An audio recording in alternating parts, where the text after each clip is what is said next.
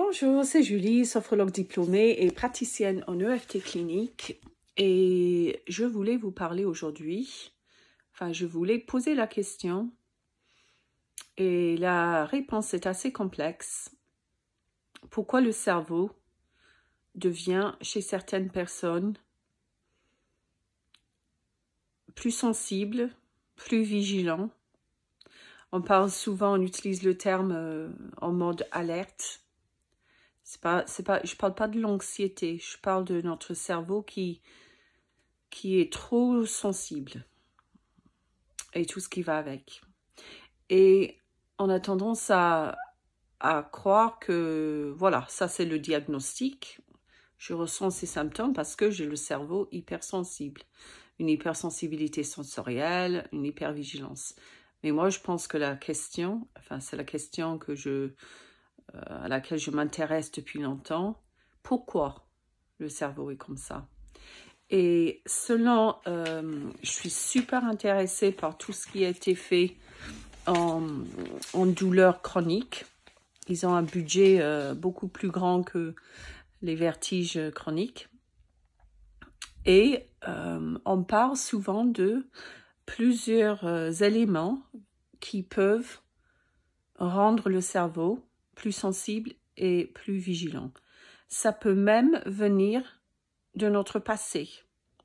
Si on a eu un passé avec des expériences et des événements émotionnels, et ben là, malheureusement, le pauvre cerveau, petit à petit, ou d'un seul coup, selon l'événement, a appris à ne pas se sentir en sécurité. Ça peut être le stress de la vie de tous les jours, les déménagements, le travail, la technologie. On a des études sur la technologie, par exemple, suffit d'entendre une notification, on a ce petit mélange de dopamine et cortisol. Donc ça peut être tout simplement le stress de la vie de tous les jours qui petit à petit sensibilise le cerveau. Ça peut être le fait que pour certaines émotions, par exemple chez nous, on les considère comme dangereuses, on ne veut pas les ressentir. Également, ça peut dépendre de notre personnalité. Si on s'inquiète, si on pense à tout, si on essaie de trop analyser, si on se met trop de la pression, si on se critique, tout ce genre de choses va impacter la sensibilité du cerveau et générer cette hypervigilance et cette fameuse mode alerte. Donc, j'ai des personnes qui me disent oui, mais je suis pas du tout anxieux. C'est pas le cas pour moi. Le PPPD, pour moi, c'est rien à voir avec l'anxiété.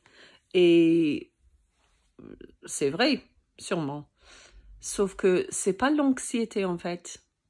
C'est à n'importe quelle raison, donc les raisons que je viens de citer.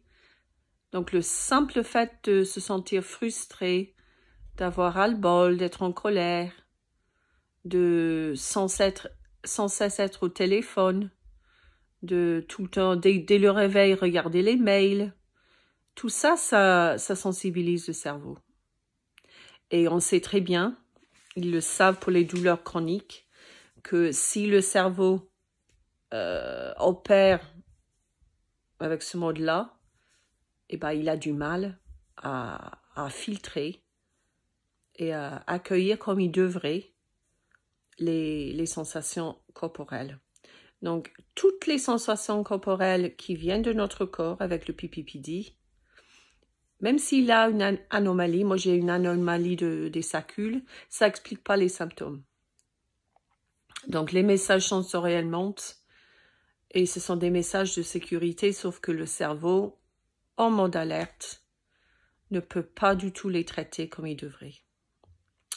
Mais la bonne nouvelle, c'est que, et là, dans les prochaines vidéos, je vais faire ça systématiquement, on va en parler de comment on peut sortir de ça. Parce que si c'est le cerveau qui se trompe, et ben là, c'est une bonne nouvelle. On peut le reprogrammer par la pratique. Allez, courage à tous.